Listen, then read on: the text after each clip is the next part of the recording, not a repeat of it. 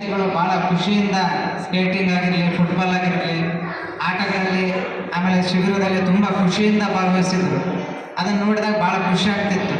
ಯಾಕಂದರೆ ವಿದ್ಯಾರ್ಥಿಗಳು ಭಾಳಷ್ಟು ಕರೋನಾ ಆದ ನಂತರ ವಿದ್ಯಾರ್ಥಿಗಳು ಭಾಳಷ್ಟು ಜನ ಫೋನಿನ ದಾಸರಾಗಿಬಿಟ್ಟಿದ್ದಾರೆ. ಯಾಕಂದರೆ ಭಾಳಷ್ಟು ಸ್ವಲ್ಪ ಟೈಮ್ ಸಿಕ್ಕರು ಸಾಕು ಮೊಬೈಲ್ ನೋಡ್ಕೊಂತಾನೆ ಕುಂತು ಬಿಡ್ತಾರೆ. ಆಮೇಲೆ ಮನೆಯಲ್ಲಿ ಭಾಳಷ್ಟು ಗಲಾಟೆ ಮಾಡಿದ್ರು ಸಹ ಪೇರೆಂಟ್ಸು ಟಿ ವಿ ನೋಡ್ತಿರ್ತಾರೆ. ಹುಡುಗರು ಟಿ ವಿಯಿಂದ ಬಿಡಿಸ್ಬೇಕಪ್ಪ ಅಂದರೆ ಸುಮ್ಮನೆ ಕುಂದ್ರೋದೇನೋ ಗಲಾಟೆ ಮಾಡ್ತಾರೆ ಅಂತೇಳಿ ವಿದ್ಯಾರ್ಥಿಗಳಿಗೆ ಫೋನ್ ಕೊಟ್ಟು ಸುಮ್ಮನೆ ಕುಂದ್ರಿಸ್ಬಿಡ್ತಾರೆ.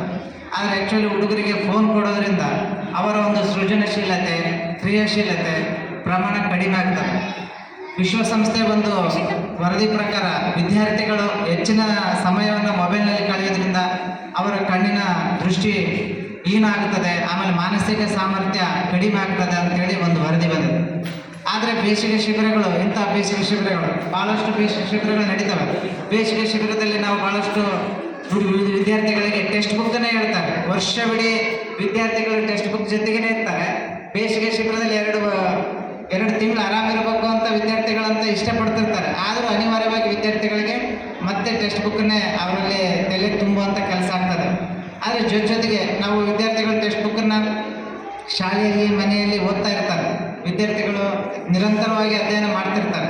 ಆದರೆ ಅವರಿಗೆ ಪಠ್ಯದ ಜೊತೆಗೆ ಪಠ್ಯೇತರ ಚಟುವಟಿಕೆಗಳು ಸಹ ಭಾಗವಹಿಸುವಂಥ ಅವಕಾಶ ವಿದ್ಯಾರ್ಥಿಗಳಿಗೆ ಪಾಲಕರು ಕೊಡಬೇಕು. ಪಾಲಕರು ವಿದ್ಯಾರ್ಥಿಗಳಿಗೆ ಒಂದು ಪಠ್ಯೇತರ ಚಟುವಟಿಕೆಯಲ್ಲಿ, ಕ್ರೀಡೆಗಳಲ್ಲಿ ಭಾಗವಹಿಸುವಂಥ ಅವಕಾಶ ಕೊಟ್ಟರೆ ವಿದ್ಯಾರ್ಥಿಗಳ ತುಂಬ ಖುಷಿಯಿಂದ ಭಾಗವಹಿಸೋದ್ರ ಜೊತೆಗೆ ಅವರ ಒಂದು ಮಾನಸಿಕ ಸಾಮರ್ಥ್ಯ ಹಾಗೂ ದೈಹಿಕವಾಗಿ ಸದೃಢರಾಗ್ತಾರೆ. ಅವರಿಗೆ ಇನ್ನೂ ಐಕ್ಯ ಪ್ರಮಾಣ ಜಾಸ್ತಿ ಆಗುತ್ತೆ. ಆ ನಿಟ್ಟಿನಲ್ಲಿ ಇಲ್ಲಿ ನಡೆದಿರುವಂಥ ಬೇಸಿಗೆ ಶಿಬಿರದಲ್ಲಿ ವಿದ್ಯಾರ್ಥಿಗಳು ತುಂಬ ಖುಷಿ